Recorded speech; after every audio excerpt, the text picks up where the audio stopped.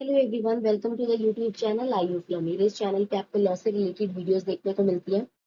आज ना हम पार्टनरशिप एक्ट के बहुत ही इंपॉर्टेंट और महत्वपूर्ण टॉपिक को डिस्कस करते हैं। ठीक है, जो है टाइप्स ऑफ पार्टनर्स और अथॉरिटी ऑफ पार्टनर्स। देखिए, जब भी कोई पार्टनरशिप बनती है ना, तो जरूरी नहीं है कि उसमें सारे के सारे पार्टनर्स एक ही तरीके से काम करें या फिर सबकी लाइबिलिटीज या फिर रोल्स बिल्कुल सेम हो। ठीक है, कानून के मुताबिक उन्हें अलग अलग कैटेगरीज में बांटा गया है, जिन्हें हम आने वाली स्लाइड्स में एक एक करके समझेंगे। देखिए, सबसे पहले आता है टाइप्स ऑफ पार्टनर। ठीक है, तो पार्टनरशिप एक्ट के तहत पार्टनर्स को उनके रोल्स और लाइबिलिटी के आधार पर ना 6 अलग अलग कैटेगरी में डिवाइड किया गया है। तो सबसे पहला है वर्किंग या फिर एक्टिव पार्टनर, जिसको हम कहते हैं सक्रिय भागीदार। नंबर 2 पे आता है स्लीपिंग या डोरमेंट पार्टनर, जिसको हम कहते हैं सुसुप्त या फिर निष्क्रिय भागीदार। थर्ड है सीक्रेट पार्टनर यानी कि गुप्त भागीदार। फिर है लिमिटेड पार्टनर यानी कि सीमित भागीदार। फिर है पार्टनर इन प्रॉफिट ओनली, जो केवल लाभ में ही भागीदार है। और फिर है नॉमिनल पार्टनर यानी कि नाम मात्र का भागीदार। अब हम ना इन सारे के सारे टाइप्स ऑफ पार्टनर्स को ना एक एक करके देखेंगे। सबसे पहले हमारे पास आ रहा है वर्किंग या फिर एक्टिव पार्टनर, जिसको हम क्या कहते हैं? हम कहते हैं सक्रिय भागीदार। ठीक है, तो ये ना बिजनेस में कैपिटल लगाता है, अपनी पूंजी लगाता है, प्रॉफिट और लॉस शेयर करता है और एक्टिवली काम भी करता है। ठीक है, फर्म के सारे अकाउंट्स या फिर खाते को ना होल्ड करता है और उनको मेंटेन भी करता है। ठीक है, और थर्ड पार्टीज के साथ यानी कि बाहरी दुनिया या फिर क्लाइंट इन्हें ना अच्छे से जानते हैं।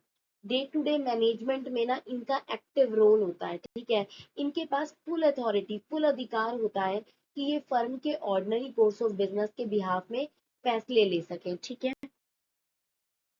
नेक्स्ट टाइप ऑफ पार्टनर है स्लीपिंग या फिर डोरमेंट पार्टनर, जिसको हम कहते हैं सुषुप्त या फिर निष्क्रिय भागीदारी। ठीक है, तो देखिए, ये जो है ना, ये फर्म में अपना कैपिटल और पूंजी तो देते हैं, पर डेली वर्क में अपना पार्टिसिपेशन नहीं देते हैं। ठीक है, ये ना तो मीटिंग्स अटेंड करते हैं और ना ही मैनेजमेंट डिसीजंस में हिस्सा लेते हैं। क्लाइंट्स और थर्ड पार्टीज भी ना इन्हें पूरी तरीके से नहीं जानती हैं। ये लोग जो होते हैं ना डोरमेंट पार्टनर्स, ये क्लाइंट्स और थर्ड पार्टीज के लिए भी ना अननोन होते हैं। ठीक है, भले ही ये इनएक्टिव हो, पर फर्म के प्रॉफिट और लॉसेस दोनों में इनका पूरे का पूरा शेयर होता है। इनकी लाइबिलिटीज जो होती है ना, वो अनलिमिटेड होती है।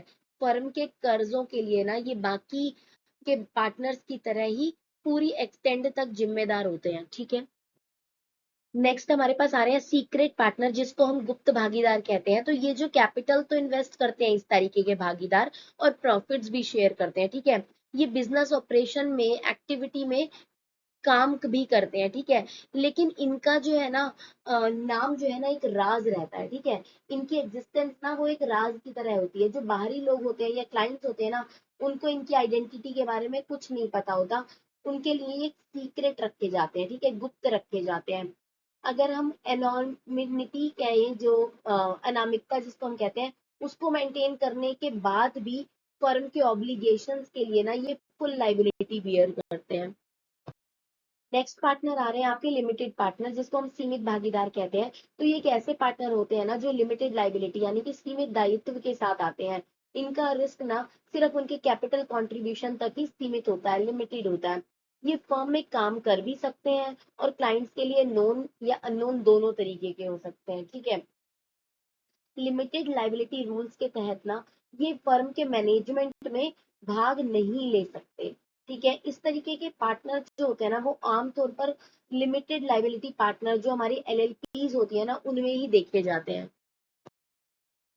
नेक्स्ट है पार्टनर्स इन प्रॉफिट ओनली, मतलब केवल लाभ में ही भागीदार। ठीक है, तो ये फर्म में ना कैपिटल तो लगाते हैं और एक्टिव वर्क भी कर सकते हैं, लेकिन सबसे बड़ा पॉइंट है कि ये केवल केवल प्रॉफिट ही शेयर करते हैं, लॉसेस को शेयर नहीं करते हैं। ये केवल लाभ में ही अपना भाग लेते हैं, हिस्सा लेते हैं, हानि में नहीं लेते हैं। ठीक है, एक स्पेशल एग्रीमेंट जैसे कि विशेष अनुबंध जिसको कहते हैं, उसके तहत ना इनके किसी भी तरह के नुकसान से ना इनको एग्जेम्प्ट रखा जाता है। ठीक है, नेक्स्ट है हमारे पास नॉमिनल पार्टनर यानी कि नाम मात्र के भागीदार। ठीक है, he is not an actual partner, ये वास्तविक रूप से भागीदार नहीं होते हैं और ना ही बिजनेस में पार्टिसिपेट करते हैं। ये ना तो कैपिटल लगाते हैं और ना ही प्रॉफिट और लॉस में इनका कोई शेयर होता है। ये सिर्फ ना फर्म के फायदे के लिए अपना नाम और रेप्यूटेशन यानी कि अपना नाम और अपनी ख्याति ना लेंड करते हैं, ठीक है। लेकिन कानूनी ट्विस्ट ये है कि इनका नाम देखकर अगर कोई तीसरा व्यक्ति फर्म का के साथ जुड़ता है, फर्म को कोई लोन देता है, तो ये आउटसाइडर के लिए ना लाइबल हो जाते हैं, ठीक है। जैसे कोई सेलिब्रिटी किसी फर्म के ना ब्रांड एम्बेसडर बन जाती है, तो उस फर्म के साथ ना उस सेलिब्रिटी के नाम के कारण लोग जुड़ने लग जाते हैं। अच्छा, यहाँ पे मेरा एक पॉइंट है कि जितने भी टाइप्स ऑफ पार्टनर मैंने आपको बताए हैं ना, ये इंडिविजुअल 4 मार्क के लिए काफी इंपॉर्टेंट है। पूरा क्वेश्चन तो बन के आ ही सकता है टाइप ऑफ पार्टनर्स, बट अलग अलग कोई भी एक आ जाएगा 4 मार्क में कि who is the nominal partner, ठीक है, या डिफाइन नॉमिनल पार्टनर, इस तरीके से। ओके, अब ना इस स्लाइड में हम देखने वाले हैं कि एक बेसिक कानूनी अंतर जो पार्टनर और फर्म के बीच में है, ठीक है। तो पार्टनर मतलब कि जो व्यक्ति इंडिविजुअली व्यक्तिगत रूप से एक पार्टनरशिप में एंटर होते हैं, उन्हें कानून पार्टनर्स कह देती है, भागीदार कह देती है। और फर्म क्या होता है, जब उन सभी पार्टनर्स को कलेक्टिवली सामूहिक रूप से एक साथ मिला दिया जाता है ना, तो उससे जो गठन होता है ना, वो एक फर्म का गठन होता है, ठीक है।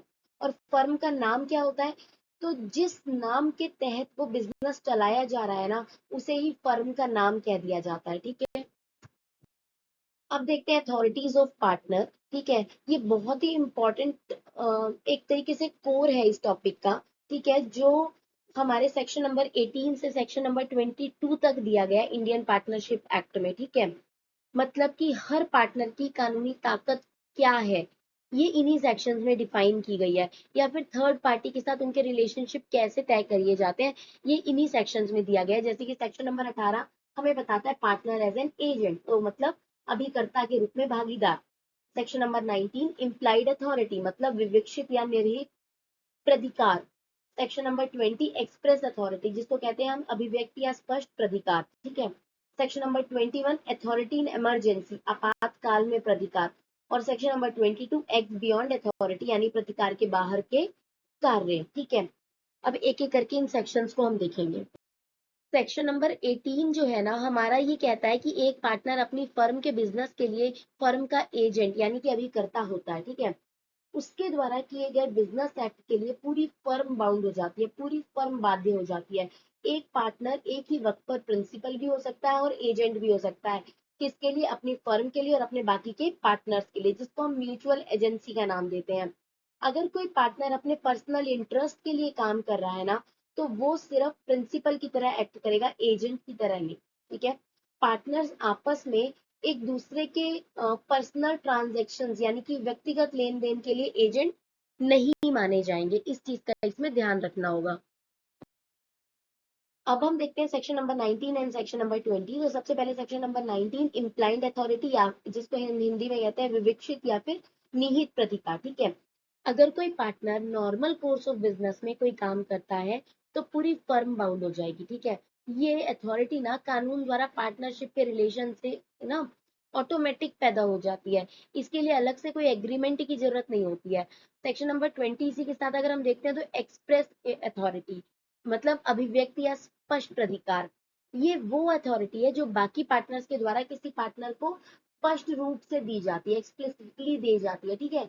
ये या तो आपके पार्टनरशिप डीड में लिखी होगी, जो हमारा भागीदारी विलेख है उसमें लिखी होगी, या किसी सेपरेट एग्रीमेंट के तहत दी जाएगी, बट एक्सप्रेस की जाएगी, ठीक है, इम्प्लाइड नहीं होगी।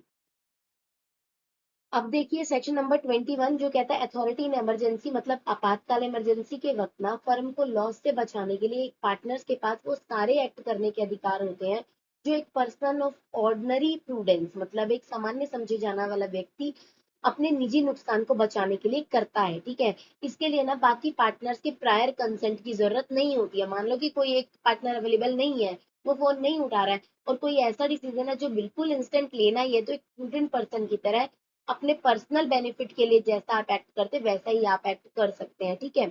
इसके बाद है एक्ट्स एंड फर्म्स नेम। तो कोई भी पार्टनर अगर कोई एक्ट करता है, तो वो फर्म के नाम पर ही किया जाना चाहिए ताकि फर्म बाउंड हो सके। लेकिन अगर कोई काम एम्प्लॉयड अथॉरिटी की डायरी से बाहर है ना, तो उसके लिए स्पेसिफिक कंसेंट कंपलसरी है, किसका, पार्टनर्स का, ठीक है। अब हम देखने वाले acts beyond the implied authority. ठीक है। तो सेक्शन 22 कहता है कि बिना बाकी सारे पार्टनर्स के स्पेसिफिक कंसेंट के कोई भी पार्टनर ये 8 काम अकेले बिल्कुल नहीं कर सकता, चाहे कुछ भी हो जाए आप नहीं कर सकते। क्या? आर्बिट्रेशन, यानी कि मध्यस्थम, बिजनेस के किसी भी डिस्प्यूट के आर्बिट्रेशन के लिए ना आप अकेले डिसीजन नहीं ले सकते, बाकी मेंबर्स की सहमति होना, कंसेंट होना जरूरी है।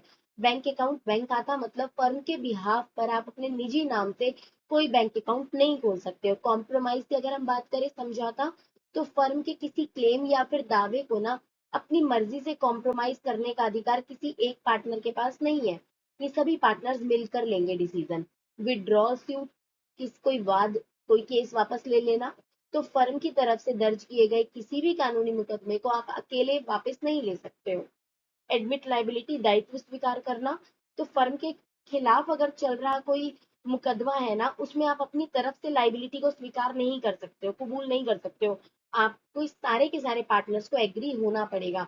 एक्वायर प्रॉपर्टी, संपत्ति अर्जित करना, तो फर्म के लिए कोई इमूवेबल प्रॉपर्टी को आप अकेले नहीं खरीद सकते, आपको बाकी बाकी पार्टनर्स की कंसेंट लगेगी।